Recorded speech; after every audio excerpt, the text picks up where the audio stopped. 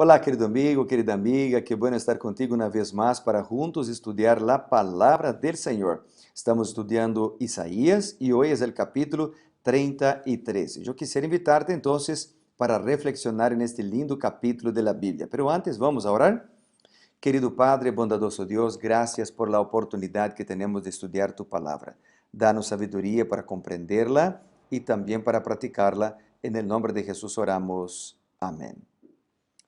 Muy bien, Isaías capítulo 33, que es el capítulo que vamos a reflexionar hoy, él habla de la aflicción y también de la liberación de Jerusalén, pero como todos los capítulos de la Biblia y también de Isaías, Isaías 33 transmite muchas lecciones espirituales para nosotros.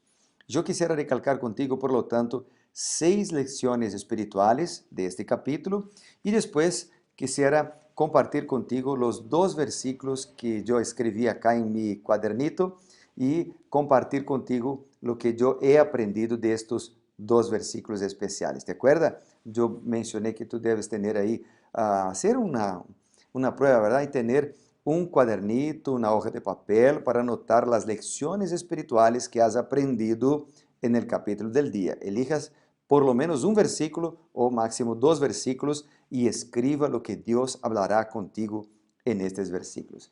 Los versículos que yo subrayé de manera especial te voy a compartir después. Pero antes, quisiera mencionar las 6 lecciones espirituales de este capítulo. La primera lección está en el versículo 2. El versículo 2 dice: Jehová, ten misericordia de nosotros, que en ti hemos esperado. Tu brazo de ellos en la mañana, sé también nuestra salvación en el tiempo de tribulación. Acá es la primera lección, es la lección de que Dios libra. El versículo 2 es una oración de liberación porque el profeta confía que Dios lo librará del poder de los opresores. Después yo volveré a este versículo para hablar contigo un poquito más. Bueno, la segunda lección está en el versículo 5 y también el versículo 6. Dice: será exaltado Jehová, el cual mora en las alturas. Jehová llena Sión de derecho y de justicia. Él es la sabiduría de sus días. Sabiduría y conocimiento son sus riquezas salvadoras, y el temor de Jehová es su tesoro. Interesante, ¿no? El temor de Jehová es el tesoro. Se menciona esta expresión, el temor de Jehová, como un tesoro en varios otros versículos, acá y en otros versículos de la Biblia también. Por lo tanto, como es una connotación positiva, es decir, temer a Jehová significa amarlo, respetarlo, significa adorarlo. Por lo tanto, es algo que todos nosotros deberíamos buscar. La Biblia de Andrews, por ejemplo, menciona que el temor del Señor es una de las virtudes del Mesías. Isaías capítulo 11, versículos 2 y 3 menciona, ¿no? Y también que es una actitud que Dios espera de todos los seres humanos. Eclesiastés capítulo 12, ¿te acuerdas? Versículo 13 habla sobre esto. Apocalipsis capítulo 14, versículo 7 también. Debemos temer a Dios porque Él es justo.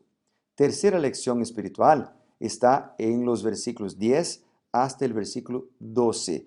Por ejemplo, el versículo 10 empieza con la expresión: ahora me levantaré, dice Jehová. Ahora seré exaltado, seré engrandecido.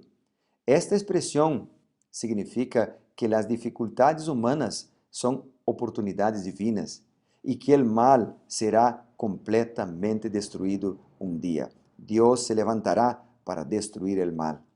Cuarta lección está en el versículo 14. Dice: los pecadores se asombraron en Sión y el espanto sobrecogió a los hipócritas.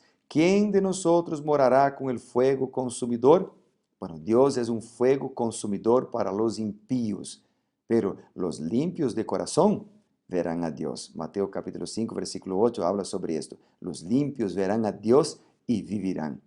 Tú decides de qué lado quieres estar cada día. Quinta lección está en los versículos 15 hasta el versículo 17.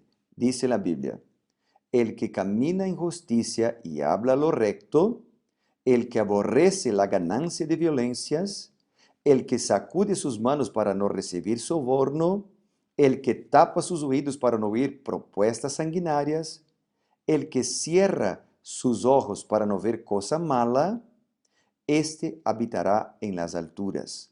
Fortaleza de rocas será su lugar de refugio. Se le dará su pan y sus aguas tendrán seguras. Tus ojos verán al rey y su hermosura. Qué lindo, ¿no? Es muy parecido con lo que está en el Salmo 15, los versículos 1 hasta el versículo 5, que dice, Jehová, ¿quién habitará en tu tabernáculo? ¿Quién morará en tu santo monte? El que anda en integridad, el que hace justicia, el que habla la verdad en su corazón, ¿verdad? El que no calumnia con su lengua, ni hace el mal a su prójimo, ni admite reproche alguno, ningún reproche contra su vecino, aquel cuyos ojos el indigno es menospreciado, pero honra a los que temen a Jehová. El que aún jurando en perjuicio propio, no por eso cambia. Quien su dinero no dio a usura, ni contra el inocente admitió soborno. El que hace estas cosas no resbalará jamás, dice el Salmo capítulo 15. Bueno, esa es la gran certeza, la lección de la gran certeza, de que cuando andamos en el camino del Señor, la promesa es segura. La sexta lección está en el versículo 22 y 24, que yo llamo de la lección de la gran seguridad. O sea, Dios es nuestro Salvador. El versículo 22 dice, porque Jehová es nuestro juez, Jehová es nuestro legislador, Jehová es nuestro rey, Él mismo nos salvará. No dirá el morador, estoy enfermo, al pueblo que mora en ella le será perdonada la iniquidad. La curación de la enfermedad, el perdón de los pecados ocurren juntos. Cristo restaura de enfermedades físicas, es verdad, pero también restaura de enfermedades espirituales. Y un día, viviremos para siempre con Él en el lugar perfecto que Él está preparando para nosotros, sin dolor, sin duelo, sin muerte, sin lágrimas, como dice Apocalipsis 21, versículo 4. Bueno, yo quisiera recalcar contigo también, como yo mencioné, los dos últimos versículos de este día, de esta reflexión, que son los versículos que yo subrayé de manera especial. El primero, yo ya he mencionado acá y voy a leerlo una vez más, es el versículo 2. Jehová, ten misericordia de nosotros, que en ti hemos esperado. Tu brazo de ellos en la mañana, sé también nuestra salvación en el tiempo de tribulación. Yo mencioné acá, mi Dios, ten misericordia. He esperado en Él. Él me fortalece por la mañana. Mi Dios me salva en el tiempo de la tribulación. Y yo escribí acá el Salmo 42, el versículo 5 y 11, que es muy parecido también con este versículo, cuando el salmista dijo, ¿por qué te abates, alma mía? ¿Por qué te turbas dentro de mí? Espera en Dios, porque aún he de alabarlo, salvación mía y Dios mío. ¿Por qué te abates, alma mía? ¿Por qué te turbas dentro de mí? Espera en Dios, porque aún he de alabarlo, salvación mía y Dios mío. Después dice el versículo 2, aquí dice, tu brazo de ellos en la mañana. Es lo que dice el Salmo 5, versículos 1 al 3. Escucha, Jehová, mis palabras, considera mi gemir, atiende la voz de mi clamor, Rey mío, Dios mío, porque a ti oraré. Jehová, de mañana oirás mi voz, de mañana me presentaré delante de ti y esperaré. Hay una invitación en este versículo 2. Primero, para confiar en Dios, porque Él es misericordioso, y esperar en Él, porque Él sabe el mejor tiempo para todas las cosas. El otro versículo que yo subrayé de manera especial es el versículo 22, que dice, porque Jehová es nuestro juez, Jehová es nuestro legislador, Jehová es nuestro rey, Él mismo nos salvará. Entonces yo escribí acá, Dios mío es mi juez, mi legislador, mi rey, y Él me salvará. Él me juzga con justicia, gobierna mi vida y me salvará hoy y en el futuro.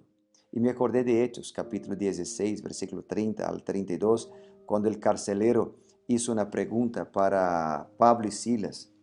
Dice que los sacó y les dijo: Señores, ¿qué debo hacer para ser salvo? Ellos entonces dijeron: Cree en el Señor Jesucristo y serás salvo, tú y tu casa.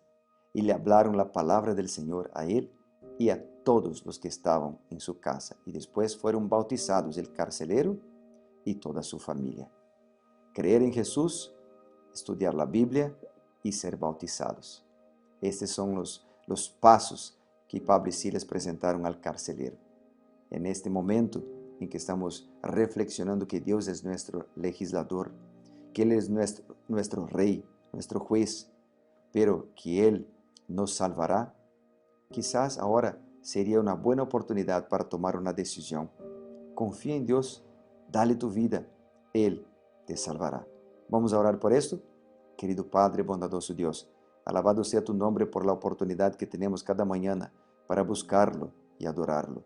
En este momento pedimos tu sabiduría para que tú puedas conducirnos y guiarnos en tus caminos. Por ello, oramos en el nombre de Jesús, nuestro Señor y Salvador. Amén. Dios te bendiga. Nos vemos muy pronto mañana para ser reavivados por su palabra. Chao, chao.